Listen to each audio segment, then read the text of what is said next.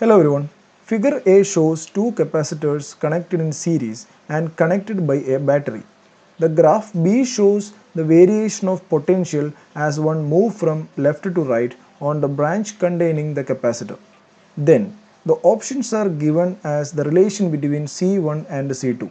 So you look at the diagram here, there are two capacitors which are connected in series.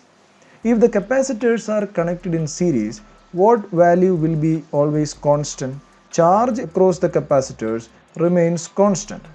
At the same time, what about the potential difference? Potential difference across the capacitors are different value. Alright? The potential difference across the capacitors are different. We can imagine this is the V1, voltage across the capacitor C1 is V1 and voltage across the capacitor C2 is equal to V2. So you look at the next diagram here, it is given there in the question. The graph B shows the variation of potential as one move from left to right on the branch.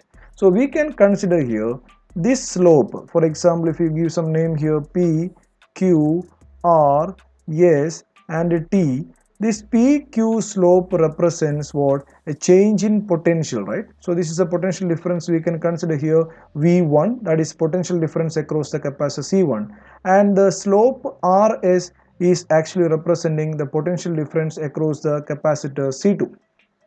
Okay, by looking at the slope, which slope is greater?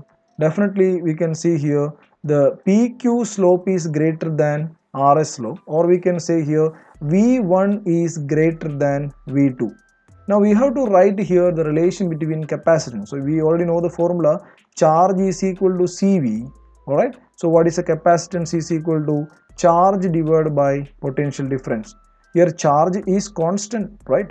Q is equal to constant. So we can write here C is inversely proportional to 1 by V. So we can write here C is inversely proportional to potential.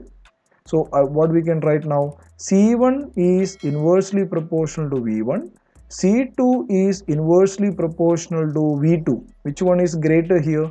V1 is greater than V2. If V1 is greater, C1 will be less, right? So what is option here? The answer will be C1 is less than C2. So option B is the right answer. Hope you understood this one. Thank you.